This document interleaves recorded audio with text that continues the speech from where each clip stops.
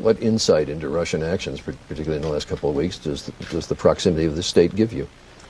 They're our next door neighbors, and you can actually see Russia from land here in Alaska. Well, explain to me why that enhances your foreign policy credentials. Well, it certainly does. As Putin rears his head and comes into the airspace of the United States of America, where do they go?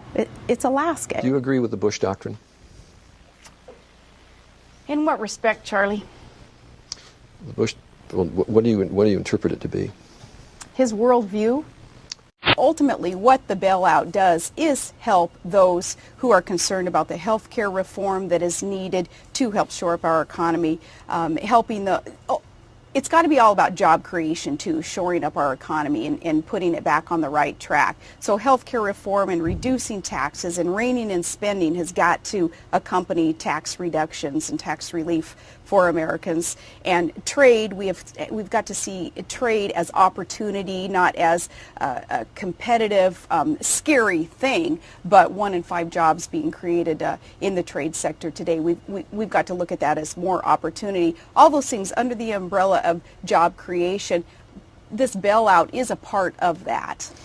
You said the U.S. should absolutely launch cross-border attacks from Afghanistan into Pakistan to, quote, stop the terrorists from coming any further in. Now, that's almost the exact position Barack Obama has taken. Are you sorry you said it, Governor? In fact, wait a minute. Before you say, is she sorry she said it? This was a gotcha soundbite that, well, she was It wasn't a gotcha. She was talking to a voter. She was in a conversation with a group of people and talking back and forth. And I'll let Governor Palin speak for herself. In fact, you're absolutely right on. In the context, this was a voter, a constituent, hollering out a question from across an area, asking, what are you going to do about Pakistan? You better have an answer to Pakistan. I said, we're going to do what we have to do to protect the United States of America. He's been in Congress for 26 years, almost always sided with less regulation, not more.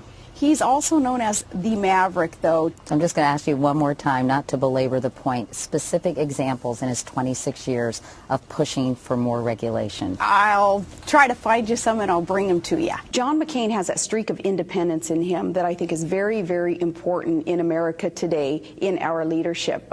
I have that within me also, and that's why John McCain tapped me to be a team of Mavericks, of independence, as a team member in this, on this new team promising the reform. Crush that gridlock. All right, the bridge to nowhere. Yeah. I killed the bridge to nowhere. I told Congress, thanks, but no thanks for that bridge to nowhere up in Alaska. But it's now pretty clearly documented. You supported that bridge before you opposed it.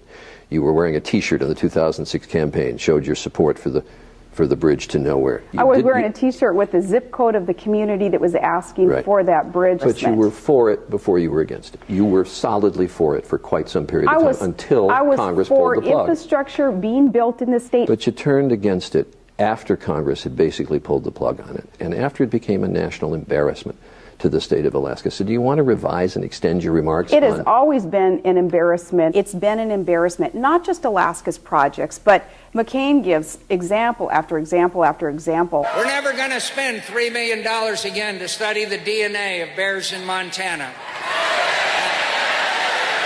Governor, this year, requested $3.2 million for researching the genetics of harbor seals, money to study the mating habits of crabs. Isn't that exactly the kind of thing that John McCain is objecting to?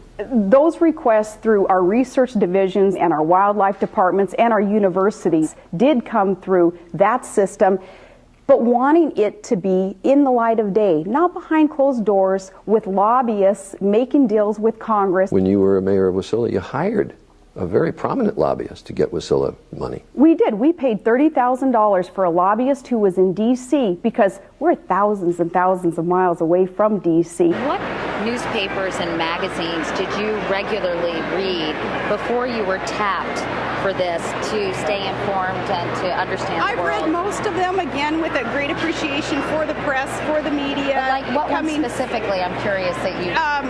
all of them, any of them that have been in front of me over all these years. I have a vast variety of sources where we get our news to. Alaska isn't a foreign country where it's kind of suggested. It seems like, wow, how could you keep in touch with what the rest of Washington, D.C. may be thinking and doing when you live up there in Alaska? Some Republicans have said you're not prepared, you're not ready for prime time.